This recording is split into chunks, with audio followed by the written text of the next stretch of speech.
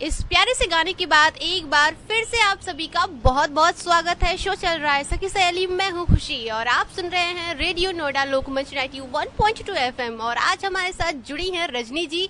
उनसे हमने काफी बातचीत करी और अब वो मुझे बताने वाली हैं अपनी बचपन की कुछ यादें। तो चलिए सखियों, जानते हैं कि इनकी बचपन की यादें क्या थी और कैसा रहा इनका बचपन। तो आइए जानते हैं रजनी जी से उनकी जुबानी उनकी बचपन की कहानी।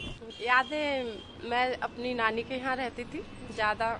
मैं अपनी नानी के यहाँ पे ही रही। अपनी नानी के घर रहती थी? हाँ, बचपन से ही मेरी नानी मेरे को बहुत प्यार से रखती थी। मतलब नानी वैसे होती ही बहुत प्यारी है और उनसे 1 रुपए मांगू तो वो एक्स्ट्रा 2 रुपए दे देती है। हाँ, नानी और नाना मेरे मतलब गांव में मैं उनके साथ ही रहती थी। तो अब एक बार मेला लगा, तो मेला के लिए मेरे को उस टाइम पे मेरे नाना ने 10 रुपए दिए और मेरी नानी ने भी 10 रुपए दिए। तो मेरे पे 20 रुपए हो गए। और फिर उसके बाद में वो वहाँ पे ऊँट वाली बुग्गी चला करती थी, तो उसी में हम बैठ के इधर से तो चले गए।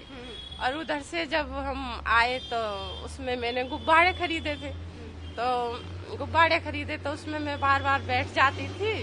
और मैं क्योंकि इधर की रहने वाली हूँ, नवेड़ा लोकमंच की, नवेड़ा की तरफ की रहने वाली हूँ। और फिर तो मैं राजस्थान में पहुँच गई, तो मेरे पे मतलब बैठना भी नहीं आता था उसमें कि बुग्गी पे कैसे बैठते हैं। अब बैठ तो गई और वो बार बार गुब्बारे जो नीचे वो वहाँ पे कांटे होते हैं झाड़ी वाले, वो फूट जाते थे बार बार गुब्बारे। मैं रोने लगती थी मैं तो नाना और गुब्बारे लेंगे भाई, मैं बिगड़ गुब्बारे के घर न जाऊंगी। और मेरे कम से कम 10 बार गुब्बारे फूटे। उसके बाद में मेरे नाना कहने लगे भाई तुम नहीं मानेगी, मैं क्या करूं। रजनी जी, आप इतने अच्छे से बता रही है, सच में मैं तो यहाँ पर लोटपोट हो जा रही हूँ सुनते सुनते, क्योंकि मुझे भी बचपन में गुब्बारे बहुत पसंद हुआ करते थे। तो मैं कहने लगी, उसके बाद में क्या हुआ, अब मेरे नाना कहने लगे तो इसमें इसे बैठाऊंगा, बार बार गुब्बारे फूटेंगे। तो मेरे नाना मेरे को अपने कंधे पे बैठा के लाए, क्योंकि मैं बहुत छोटी थी उस टाइम पर। आज उसके बाद में ही मैं घर आई, नहीं तो मैं ऐसी उसके बाद में उस गाड़ी में नहीं बैठी। एक बार बैठी, उसके बाद में उस गाड़ी में नहीं बैठी। मैं बैठने ही नहीं आता था उसमें बैठना ही नहीं आता, इतना ऊंचा जाता था, फिर इतना नीचे जाता था, मैं लगती थी गिर जाऊंगी। ये कहानी मेरे को बहुत अब तक याद है। वैसे तो मेरे नाना नानी इस टाइम पे अब नहीं रहे, पर मेरे को वो हमेशा याद रहते।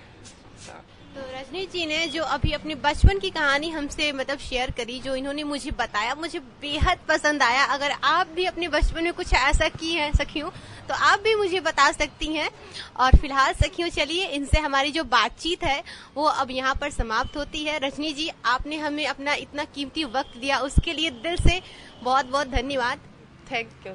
तो सखियों, अगर आपके अंदर भी ऐसा कुछ टैलेंट है या फिर आपके अंदर ऐसा कुछ हुनर है तो आप भी मुझसे जुड़ सकती हैं, बता सकती हैं सखियों। और चलिए अब यहाँ पर हमारा शो समाप्त होता है। कल फिर आऊंगी आपसे ढेर सारी बातचीत करने के लिए। शो चल रहा था सखी सहेली, मैं हूँ खुशी और आप सुन रहे हैं रेडियो नोएडा लोकमंच 91.2 FM, आपकी अपनी आवाज।